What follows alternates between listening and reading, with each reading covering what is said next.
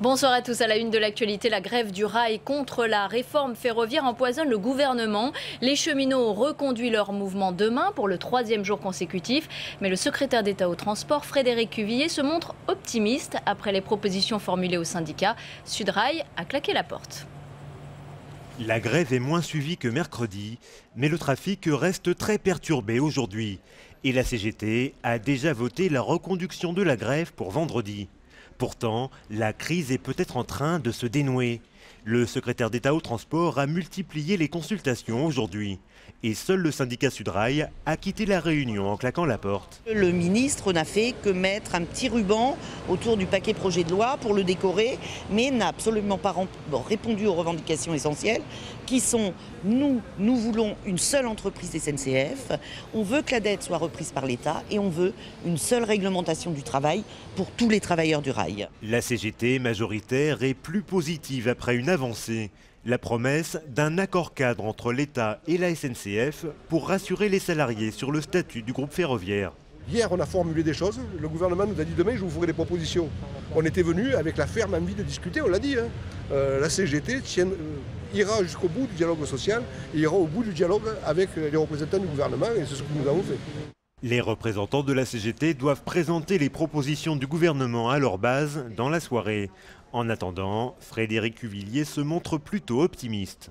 Un certain nombre d'organisations syndicales ont d'ores et déjà acté que les propositions qui étaient celles que j'avais pu proposer ce matin, annoncer et mettre en débat ce matin, étaient de nature à faire progresser et certainement à ouvrir la voie d'une sortie de crise. Le gouvernement n'a rien lâché sur le calendrier de la réforme. Le projet de loi sera bien examiné entre le 17 et le 19 juin à l'Assemblée nationale. Hervé Mariton, bonsoir. Bonsoir. Vous êtes député UMP de la Drôme. On va préciser que c'est un sujet de Jean-Baptiste Daoulas, Sarah Fargeau et Jérémy Hartmann. Alors, on a vu que les cheminots faisaient grève. Est-ce qu'ils font grève pour de bonnes raisons ? Cette grève est assez largement incompréhensible. La réalité est que le projet de loi du gouvernement est vraiment conçu pour protéger les syndicats. C'est quoi le sujet ? C'est faire en sorte qu'on ait un système ferroviaire qui fonctionne mieux. Faire en sorte que quand les ressources publiques sont rares, elles sont rares dans notre pays aujourd'hui, malgré tout, il puisse y avoir des investissements et une amélioration du service. Quand on regarde ce qui a permis... Ça veut dire que vous êtes pour le rapprochement de ces deux entités au sein d'un EPIC ? Justement non, parce que la manière dont les choses sont faites aujourd'hui n'est pas heureuse. Est-ce qu'il faut mieux articuler le travail d'RFF et celui de la SNCF ? La réponse est oui. Est-ce que pour autant il fallait mettre ça dans une entité unique ? Je ne le pense pas. Je pense en réalité que les rares éléments favorables à la concurrence, car tel est le sujet qui existait en France, vont être demain abîmés. Et la concurrence, c'est pas une affaire de bicoterie. Oui, sauf qu'on a vu que là, quand les entreprises sont séparées, ce qui est le cas depuis 1997, il y a des accidents qui peuvent arriver comme celui de Bretigny. Il y a aussi des commandes comme ceux des TER qui sont trop larges qui arrivent. Donc ça veut dire que ça ne fonctionne pas aujourd'hui. C'est un problème de travail au sein de la SNCF. Ça n'a rien à voir avec la distinction. C'est aussi un problème d'entretien du réseau. C'est aussi un problème de gestion du réseau. Oui, mais dans une fonction qui jusqu'à présent était attribuée à la SNCF. Donc ça n'a rien à voir avec RFF. J'ai été pendant 10 ans rapporteur du budget des transports. Si j'ai réussi à mettre à jour un certain nombre de problèmes, que ce soit sur le patrimoine, que ce soit sur la dette, que ce soit sur les péages ferroviaires, c'est largement parce que j'avais devant moi deux interlocuteurs que je pouvais analyser l'un et l'autre séparément. Si j'avais eu en face de moi un système unique, je pense que le contrôle parlementaire aurait été beaucoup plus difficile à exercer. Mais ce que je veux dire... Sauf que là, il y aura une entité qui chapeautera deux entreprises qui seront séparées quand même. Mais avec une distance à la concurrence qui sera bien plus grande qu'aujourd'hui. Et je parle de concurrence, non pas par bigoterie, mais quand vous regardez un certain nombre d'exemples, quand vous faites des comparaisons à l'étranger, ce qui s'est passé en Allemagne, j'étais allé voir, vous avez avec la concurrence, et beaucoup de régions même gouvernées par les socialistes le reconnaissent, vous avez avec la concurrence une baisse du prix demandé à la région. Et donc pour le même argent, s'il y avait concurrence, les régions pourraient faire mieux, ou bien, avec le service qui existe aujourd'hui, moins solliciter le contribuable. Cette voie d'économie est fermée pour rassurer les syndicats. Et malgré tout, les syndicats protestent. Alors il y a un sujet, en effet, sur lequel les syndicats sont fondés à être inquiets, c'est la dette. Car dans la réforme du gouvernement... La Deutsche Bahn en Allemagne, c'est l'État qui a repris la dette. Est-ce que l'État doit aujourd'hui reprendre cette dette de 44 milliards d'euros ? Dans la réforme présentée par le gouvernement,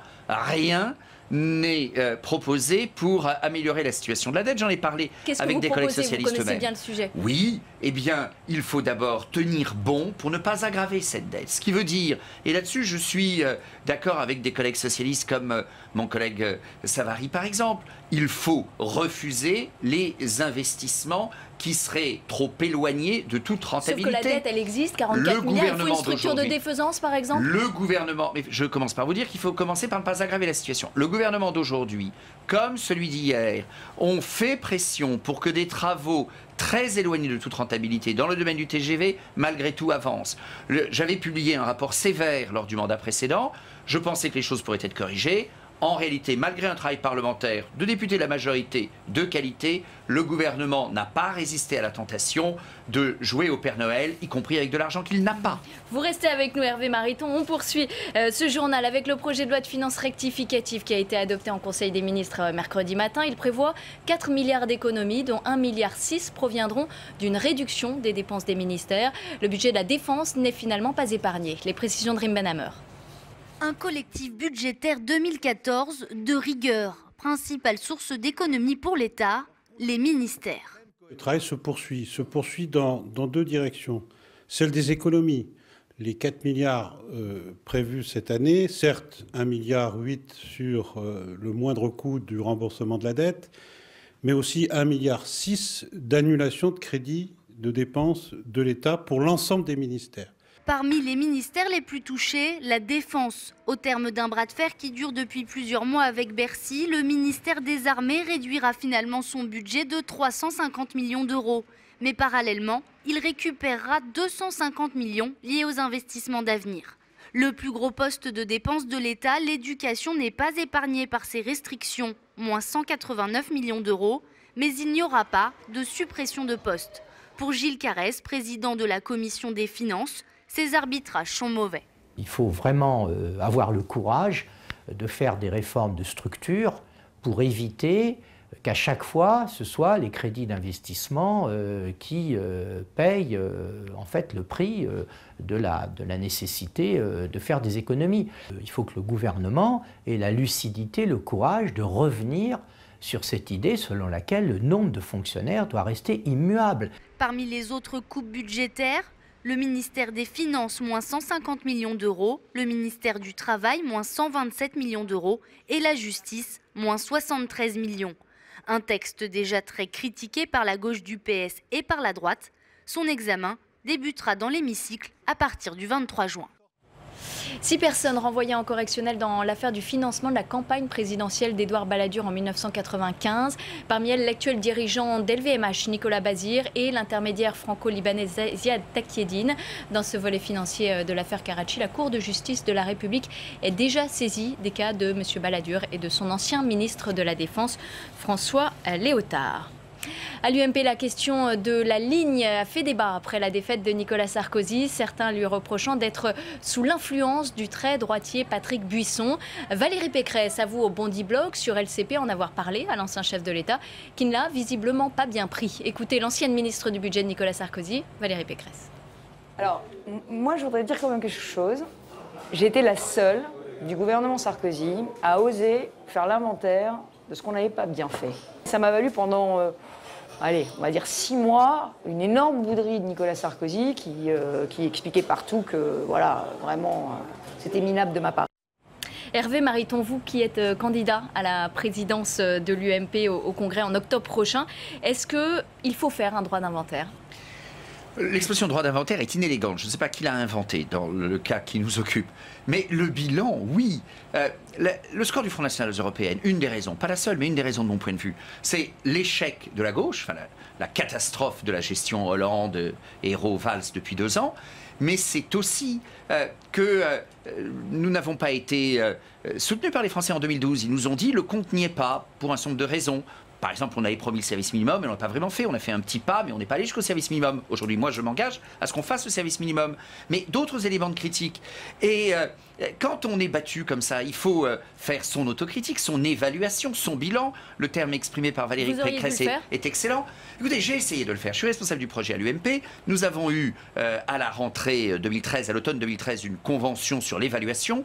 Pour vous dire les choses, je crois que les conventions, j'ai organisé 13 conventions à l'UMP, sérieuses, qui ont permis de faire des propositions solides dans le domaine de la fiscalité, 130 milliards d'économies budgétaires aussi. Le gouvernement aujourd'hui n'est pas du tout à la hauteur. La réforme des retraites, on a bien imprimé une alternative crédible à la réforme proposée par le gouvernement qui, elle, est très insuffisante. Mais s'il y a une convention dont je ne suis pas très heureux, c'est celle sur l'évaluation. Parce que les gens que j'ai invités, ceux qui ont pris la parole, n'ont pas osé aller au cœur du sujet. On a besoin d'aller au cœur du sujet. Donc si vous êtes élu, vous irez au cœur du sujet? Mais oui, de deux manières. En assumant les plus et les moins de ce qui a pu être réalisé. À l'époque, nous avions la responsabilité du pouvoir. Beaucoup de choses utiles ont été faites. Et je suis fier, par exemple, de la mise en place de l'auto-entrepreneur. Vous n'êtes pas non plus allé au bout des réformes, c'est ce que vous disiez. Nous ne sommes pas allés au bout des réformes, je vous l'ai dit, exemple, le service minimum. Et par ailleurs, on doit aller aussi suffisamment dans le détail de ce que nous ferons demain. Nous avons besoin d'être une opposition crédible, à la fois vigoureuse et réaliste. Ce que vous n'êtes pas aujourd'hui. Aujourd'hui, nous sommes en opposition, pas encore confrontés à la perspective immédiate du pouvoir. Mais je me mets dans cette perspective. Et en particulier, on doit donner les modalités opératoires de notre action.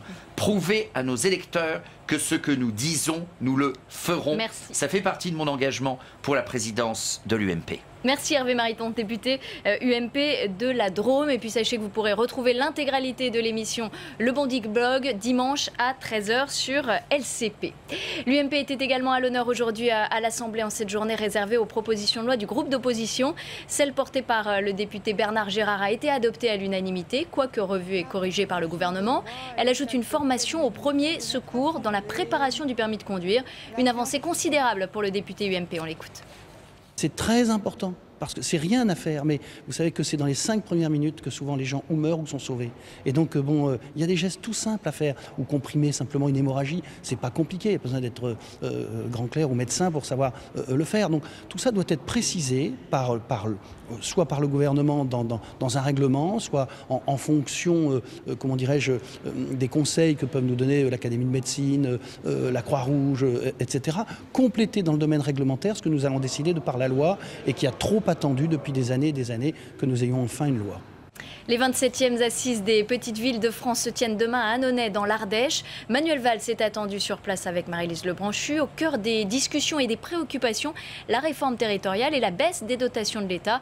À la veille de ce rendez-vous, Elsa Mondingava et François Goulin sont allés à la rencontre des acteurs locaux. Ils représentent 30% de la population française.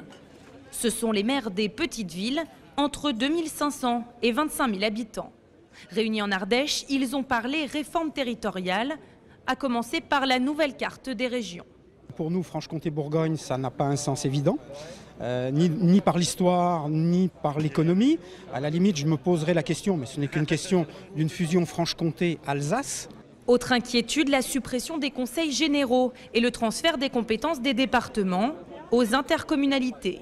Nos intercommunalités devront être renforcées. C'est nécessaire, c'est normal, elles devront être renforcées. On n'arrivera jamais à avoir, au moins dans les 10 ou 15 ans qui viennent, des intercommunalités suffisamment fortes, suffisamment organisées pour prendre dès 2020 les compétences du Conseil général. Une réforme qui s'opère dans une période de restrictions budgétaires, avec la baisse des dotations de l'État aux collectivités. Globalement, nous touchons notre commune 1 million d'euros de la part de l'État. Nous avons déjà 50 000 euros en moins cette année, 80 000 de plus en moins, c'est-à-dire 130 000 l'an prochain. Et dans 2 ans, nous aurons 250 000 euros de moins. C'est-à-dire qu'en 3 ans, nous allons passer de 1 million à 750 000. Et avec des compétences supplémentaires à assumer, essentiellement par nous, en particulier la réforme des rythmes scolaires. Plus globalement, le reproche que font ces maires, c'est de ne pas avoir été consultés sur la réforme territoriale. Ils attendent maintenant des précisions du gouvernement. La question, c'est comment est-ce qu'on répond à nos attentes? Comment est-ce qu'on nous aide à savoir qui fait quoi? Et comment est-ce qu'on nous garantit que nos collectivités auront les moyens de jouer leur rôle en termes d'aménagement du territoire, de développement économique et de pôle d'équilibre?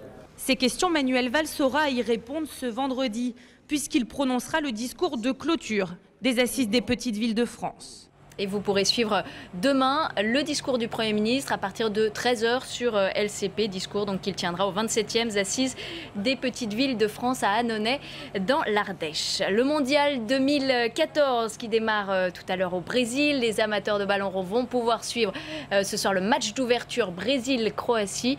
Les Bleus entrent en lice dimanche. Ils affrontent lors de leur première rencontre le Honduras. Et chacun y va évidemment de son pronostic. Mais tous à l'Assemblée soutiennent l'équipe de France et du 7 de gagner. Écoutez.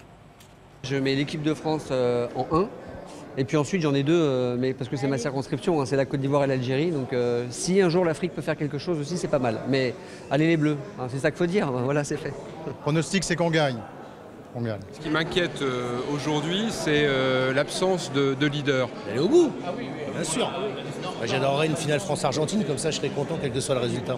La voie est ouverte aux Français pour aller au quart de finale. Il y a une condition, c'est qu'il ne faut pas réfléchir. Je regrette l'absence de Ribéry, ça c'est un malheur pour l'équipe de France, mais c'est l'occasion pour des jeunes talents de peut-être s'affirmer dans une cohésion d'équipe qui peut amener très loin. Vous savez, en sport comme en politique, personne n'est irremplaçable. Propos recueillis par Sarah Fargeau. Et le mondial, on en reparle tout de suite dans Savoir Regarde le débat, présenté par Arnaud Ardouin. Le thème ce soir, Coupe du Monde, les dessous du ballon rond.